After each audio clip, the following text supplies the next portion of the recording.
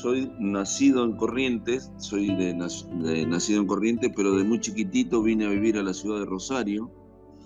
Y en el año 81 me incorporan, yo soy infante de Marina, me incorpora a la Armada el 4 de agosto del 81. Nos llevan al centro de incorporación que tenía en ese tiempo la Infantería de Marina en el Parque Pereira Iraola, ahí en La Plata. Ahí estaba el centro de incorporación de la Infantería de Marina, y bueno, ahí estuvimos los 2 primeros meses, desde agosto hasta septiembre más o menos. Y a principios de septiembre nosotros nos dan, a mí por ejemplo, me dan el destino del batallón de Infantería de Marina número 5, que está en Río Grande, Tierra del Fuego, o sea que yo estuve muy cerquita de Malvinas, y ahí cumplí mi servicio militar obligatorio. Creo que fue a fines de marzo, llegó una orden de salir a custodiar toda la frontera con Chile y toda la costa del mar. Muchos de nosotros no sabíamos el porqué ni entendíamos nada, porque en ese tiempo las informaciones eran muy escasas. O sea, vos fíjate que nosotros, para comunicarnos desde el sur con nuestra familia acá en Rosario, por ejemplo, era por carta. No teníamos, en ese tiempo no había ni teléfono fijo. Así que esas cartas tardaban a veces una semana en llegar. Claro, como mínimo. Entonces las informaciones que teníamos eran muy escasas, ¿viste? Así que no sabíamos realmente qué era lo que estaba pasando. Es más, nosotros, las 3 movilizaciones que se hicieron antes del 2 de abril, nosotros no sabíamos nada de eso. Claro, bueno, vos fíjate que nosotros realmente, cuando nos ordenan salir a custodiar la frontera con Chile y toda la costa del mar, nosotros lo que primero pensamos que nuevamente era el conflicto con Chile, como pasó en el año 78, por el canal de Beagle. Nunca nos imaginábamos que iba a ser con Inglaterra o con el Reino Unido, ¿no? Pero bueno, custodiando la frontera, nosotros el 2 de abril por la mañana, que fue lo que nos tuvimos de guardia, nos hacen hacer una formación en el lugar que estábamos. Y ahí, por ejemplo, el suboficial que nosotros teníamos a cargo de mi sección, nos informa que los comandos argentinos y los buzos tácticos y los infantes del Marina del batallón 1 y 2 habían desembarcado en Malvinas y habían recuperado nuestra soberanía.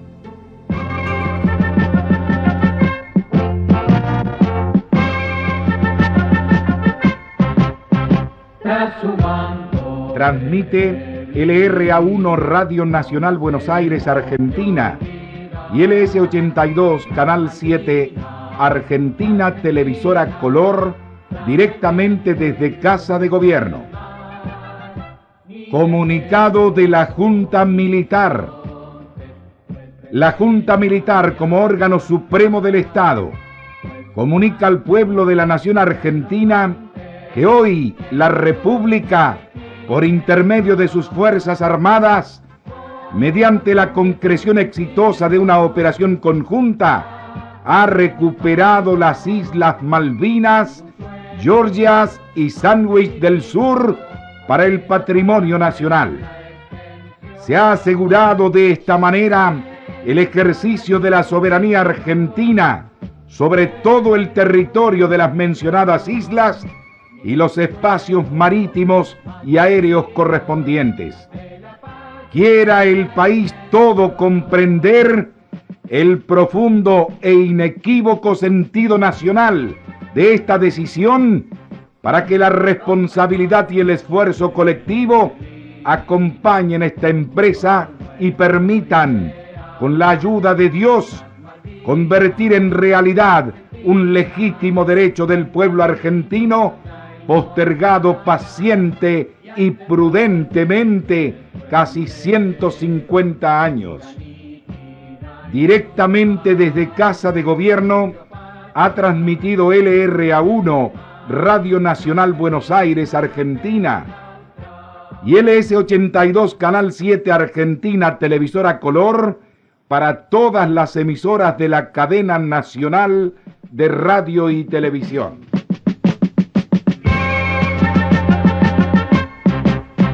Rom rompa el manto de neblina, como un sol nuestro ideal.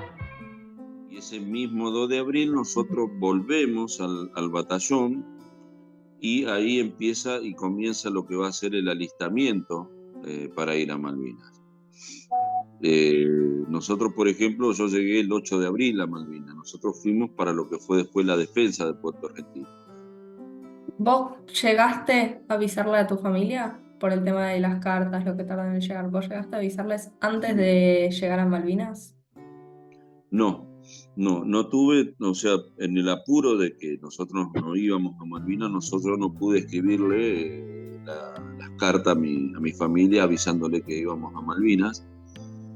Tenía 2 amigos que no fueron a Malvinas, pero bueno, que tampoco les pude decir que le escriban a mi familia porque no le había dejado dirección, nada. Así que realmente yo llego el 8 de abril y en esos primeros días fueron medio difíciles porque el clima nos juega una mala pasada. Pero bueno, después yo le escribo una carta a mi familia con fecha del 17 de abril, que esa carta la tengo guardada. Y así ellos se informan que yo estaba en Malvinas. Esa carta llegó con fecha del 17 del 4 del 82. Y mi hermana, que era más chica que yo, que era la que me escribía las cartas, ella me contesta esa carta que yo le escribo desde Malvinas. Ella me contesta y yo recibo esa carta. ¿Por qué pasaba eso? Porque todavía los ingleses no habían llegado a la zona. Los ingleses llegan a fines de abril a la zona y comienza el bloqueo. Cuando comienza el bloqueo, nosotros ahí perdemos totalmente el contacto con el continente. O sea, no podían pasar más los aviones ni los buques. Así que ahí se pierde el contacto con el continente, por ejemplo.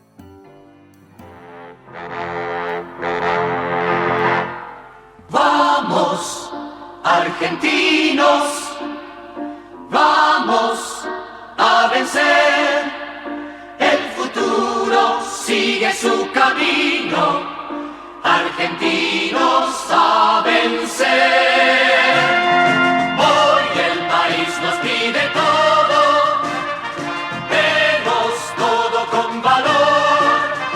No tenemos a la lucha. Argentinos a vencer.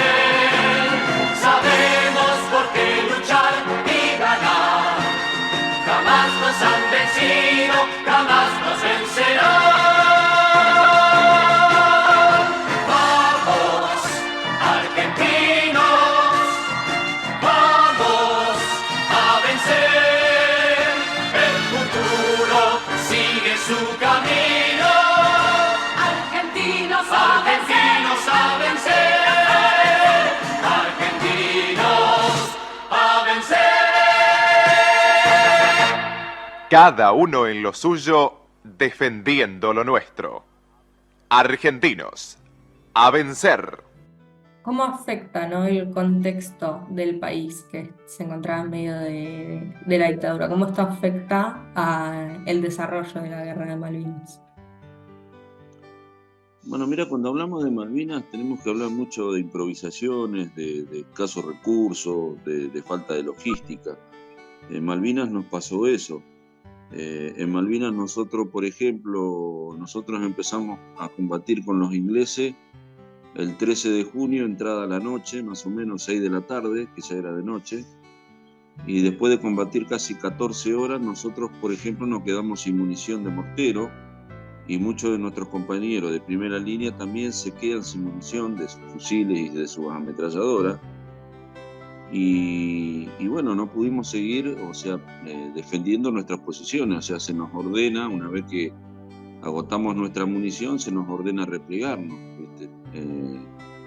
Pero eso fue lo que pasó en Malvinas. Por eso cuando yo te digo que cuando hablamos de Malvinas, de lo que fue la guerra, tenemos que hablar muchas veces de improvisaciones y de falta de recursos y de falta de poca logística. Uno cuando está en una guerra, por ejemplo, tiene que tener dos cosas fundamentales que son las municiones y el alimento, y eso fue lo que pasó en Malvinas. En nuestros casos el alimento no llegó a muchos lugares y tampoco las municiones.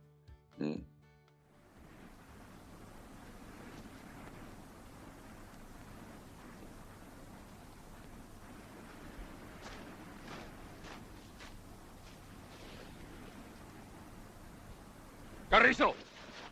¿Quién le dio la orden de que haga eso, carajo? Se estaba congelando, sargento. Ese soldado está castigado por robar. Y ahora lo voy a estaquear a usted también. No, a mí no me van a estaquear nada. Si nos están cagando de hambre. Ustedes porque comen. Es cierto. ¡Cállese! Esto no es con usted. Sí, es cierto, nos están cagando de hambre, nos tratan peor que si fuésemos el enemigo.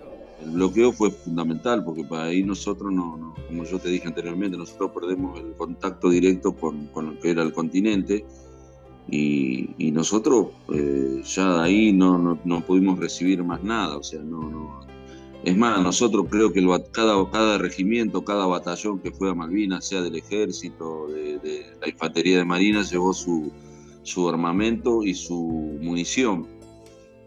Después algunos buques llegaron con lo que fue el operativo en esos primeros días, pero bueno, después se te perdió totalmente el contacto y nosotros perdimos algo fundamental, que era poder suministrarnos nuevamente lo que se necesitaba, que eran la munición y los alimentos, ¿no? ¿Qué lo desató? Porque se estaba congelando. Pero él no fue a robar porque él quería. Y fue porque a nosotros nos están matando de hambre. Si la poca comida que llega, queda todo para el sargento. Mire, soldado, la próxima vez que usted ve un milico que se está congelando, va y da la novedad. El superior va a determinar si se levanta el castigo o no. ¿Está claro? Mire, mi capitán, yo la novedad no voy a dar nada. Porque acá a nosotros nadie nos lleva el apunte. Yo allá cuando no había guerra, nunca hice problema. Los grados están bien, yo siempre cumplí las órdenes. Pero acá somos todos iguales. Y si a ustedes se les congelan los milicos, ¿con qué le van a pelear los ingleses?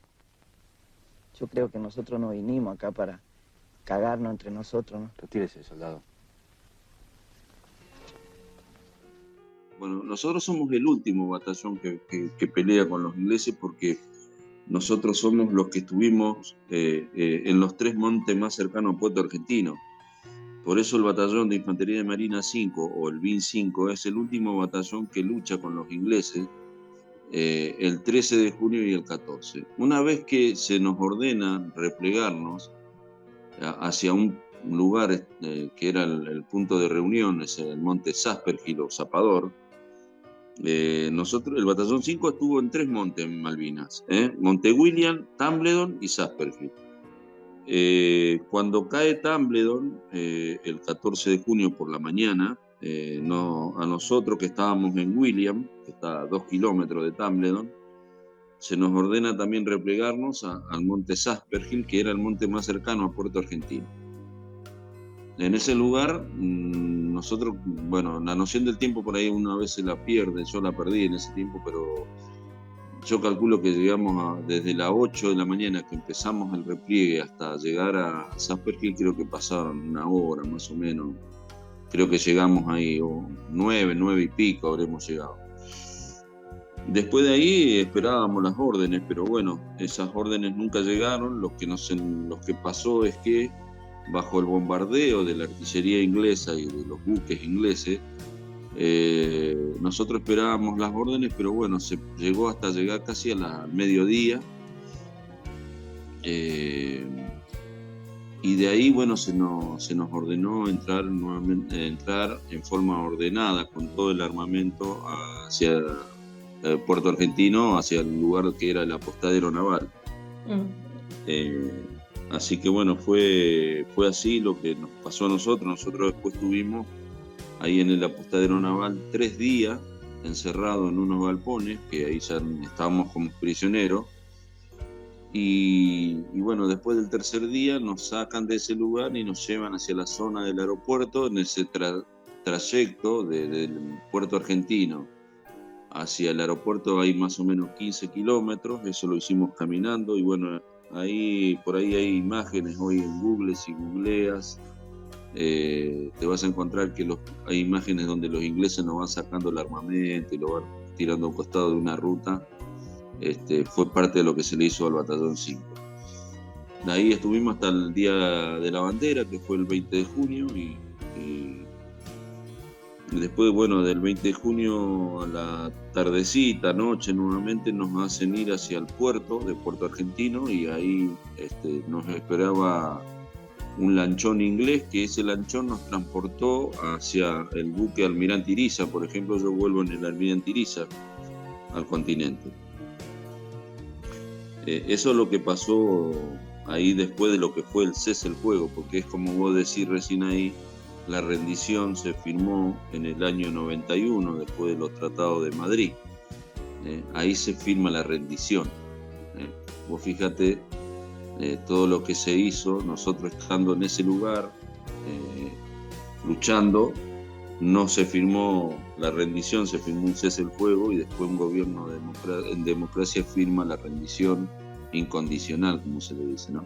Claro, ¿no? Todo lo que ustedes tuvieron que pasar para que al final el país tenga que rendirse. Y no es que el país se rinda, sino es que fue una decisión del gobierno. Tampoco es una decisión del pueblo. Una decisión de un gobierno de turno, sí, por supuesto. Los tratados de Madrid se firmaron a espalda del pueblo argentino, no sé, o sea, nuestra Constitución dice que todos los tratados y las negociaciones que se hacen deben pasar por donde reina el pueblo, y es el Congreso, pero realmente no se hace eso, no solamente esos tratados de los de Madrid, sino también muchos negociados y otros tratados también, como el de Foradón y Dunca, tampoco pasaron por el Senado, así que pasa siempre eso con los gobiernos de turno. Negocian y hacen tratados a espalda del pueblo. Bueno, por las cartas que recibimos de los chicos, nos hemos enterado que algunas compañías del regimiento captan durante la noche la radio de esta ciudad. Hicimos unos trámites y conseguimos que todas las noches, a partir de las 12, nos den media hora.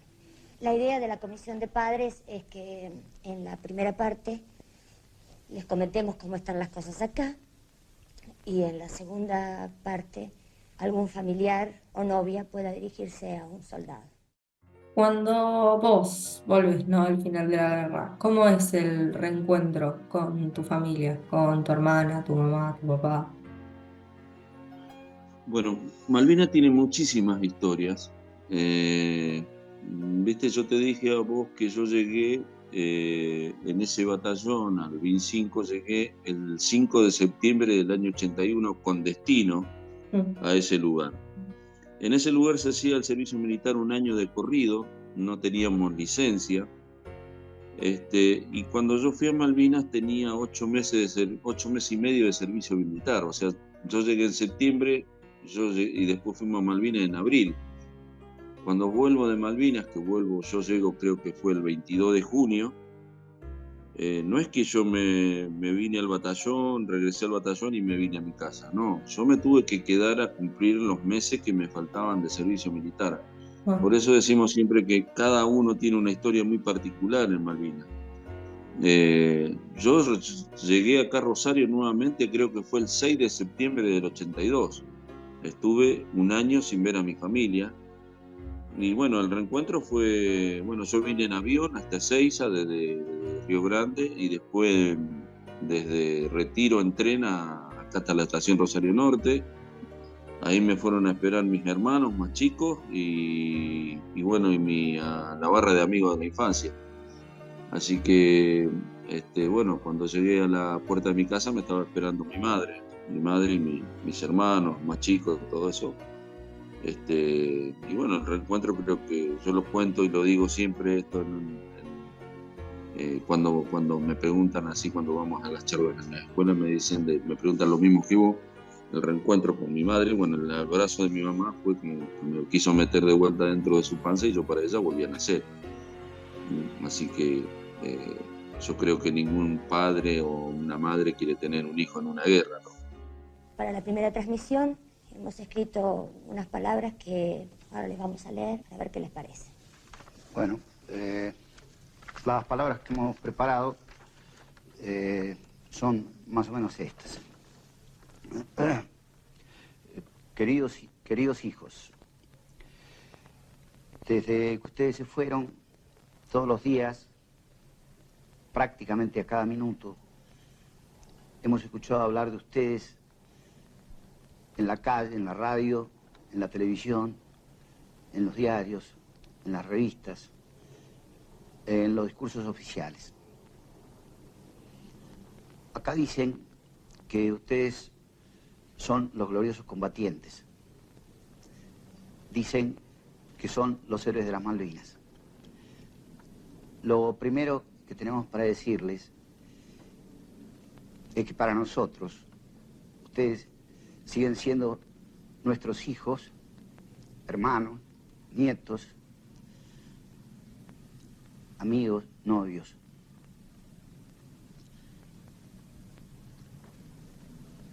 Para nosotros, ustedes son, ante todo, y como siempre, nuestros chicos queridos.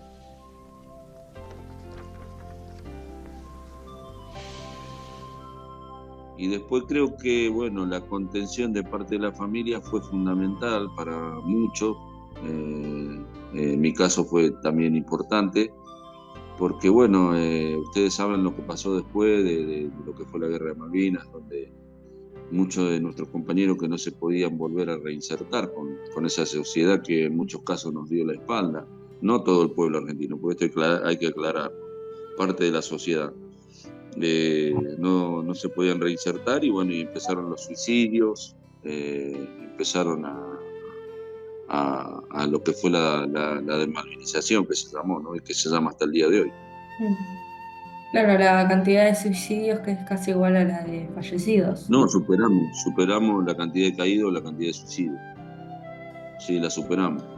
¿Cómo fue para vos la reinserción dentro de la sociedad? O sea, ¿te costó o fue tranquilo? ¿Y cómo la ayuda de tu familia pudo influir en ello? Bueno, mira, no, yo cuando volví a hacer casi lo mismo. Yo antes de irme a la Colimba ya trabajaba en una fábrica como menor y hacía mi secundario de noche. Cuando vuelvo a hacer lo mismo, después de un mes de descansar unos días, vuelvo a pedir mi trabajo en esa fábrica, me reincorporan y bueno, pero después tuve la suerte también de tener un amigo que era más grande que yo, que me conocía de mi barrio, que trabajaba en la empresa nacional de telecomunicaciones, que era Entel, que hoy es Telecom, por ejemplo. Y bueno, él me lleva un currículum mío y bueno, yo a fin de noviembre estaba trabajando en Entel.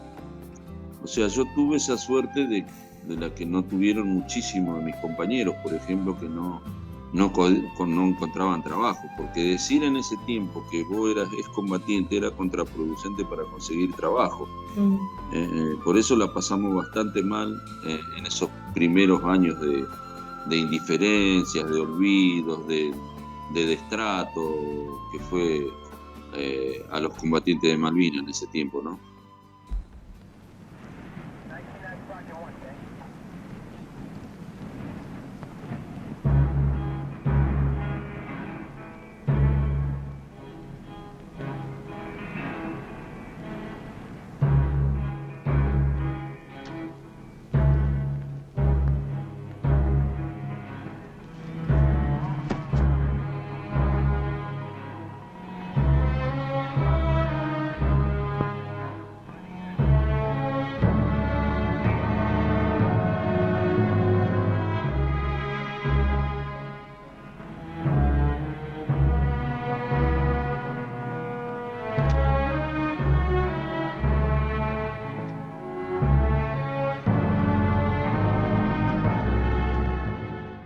Nosotros siempre buscamos la forma de reinsertarnos. Primero, ¿cómo?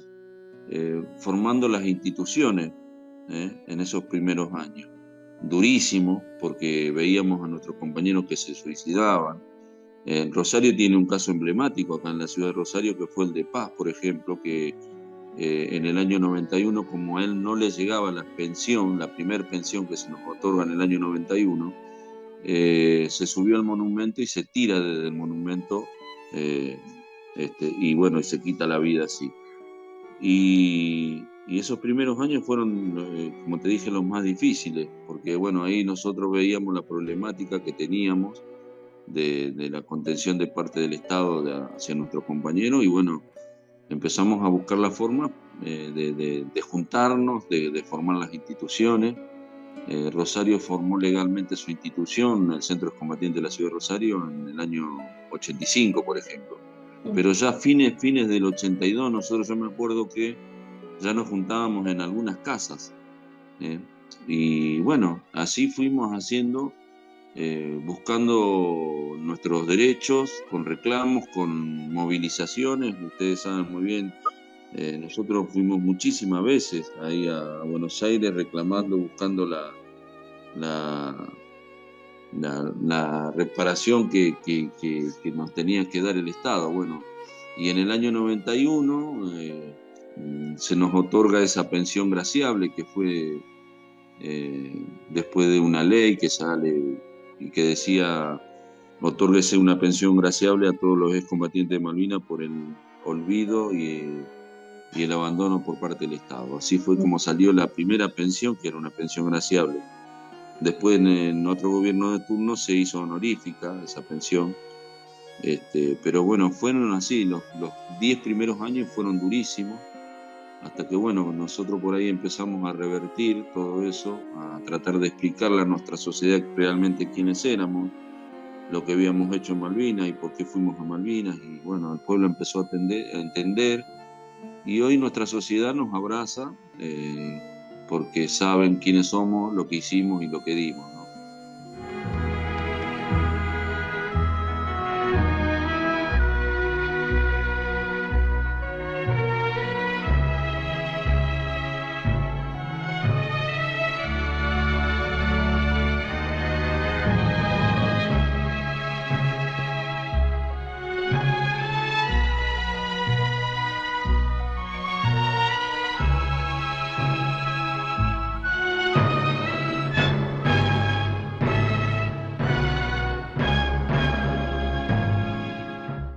Fuera de la guerra todos tuvieron su propia guerra, tanto interna como colectiva, por sus derechos, para que se los reconozca.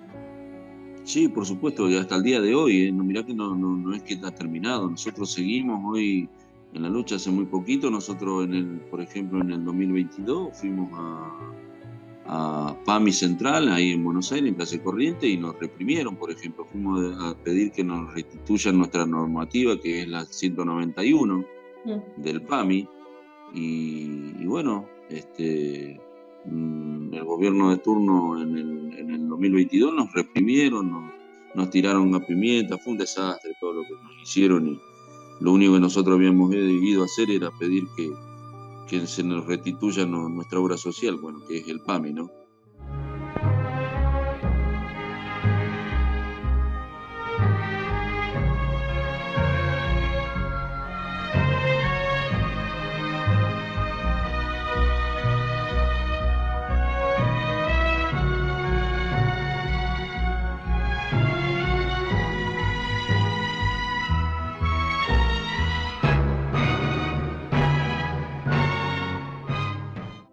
Ya han pasado 42 años. Para vos, ¿se sigue manteniendo la memoria? ¿Es como que se viene pasando de generación en generación el recuerdo de Malvinas? Sí, por supuesto que sí, porque nosotros ese es el trabajo. Nosotros hemos luchado durante estos 42 años en lo cultural, en lo social, en lo educativo, que esa es la guerra que los ingleses no nos van a ganar. O sea, ¿por qué te decimos esto? Porque cuando ustedes hoy vayan a una escuela y encuentren un nenito de primer grado que tiene 6 o 7 años, y les pregunten qué son las Malvinas, te van a decir que son Argentinas. Y ese es el trabajo que nosotros venimos haciendo desde hace muchísimos años, tratando de dejarle nuestros testimonios, nuestra historia, nuestras anécdotas, nuestras vivencias y los valores que tuvimos nosotros con lo que fue la causa Malvinas o la gesta de Malvinas, ¿no? Lo que decimos que nosotros es que en la causa Malvinas está depositada los valores y los ideales de la patria. Con esos valores nosotros fuimos a defender los intereses de nuestra nación. Y nuestras generaciones venideras son los que deben tomar y llevar esta posta, porque son ellos el día de mañana quien tienen que hacer volver a nuestra soberanía de nuestras islas a nuestro país, ¿no? El 6 de noviembre de 1820, David Jewett, coronel de la Marina de las Provincias Unidas del Río de la Plata, izó por primera vez la bandera nacional en las Islas Malvinas y realizó advertencias a buques extranjeros para que cesaran la depredación de los recursos. Este acontecimiento, oficial y público, se enmarca en la serie de actos realizados por el naciente Estado argentino. Así se construyó la posesión efectiva de las Islas Malvinas y un ejercicio de soberanía que fue interrumpido el 3 de enero de 1833, cuando el Reino Unido usurpó las islas y expulsó a las autoridades legítimas y a la población. Nosotros notamos en ustedes, porque te incluyo, el interés que tienen por el tema de Malvinas. Y la verdad que tienen un gran interés, pero a veces nosotros lo que les decimos es que cuando ustedes tengan la oportunidad de entrevistar o estar con un veterano de guerra, pregúntenle las cosas, porque no solamente el que esté te pueda contar lo que vivió, sino también para nosotros, en este caso es una descarga a tierra, poder estar hablando, contándole la anécdota o la vivencia de Malvinas, ¿no es cierto? Es importante y bueno, también que es importante para ustedes conocer de esa historia, ¿no? Claro, es parte de lo que hace nuestro país lo que es. Sí, por supuesto, porque es como decimos, no podemos defender lo que no conocemos. Claro.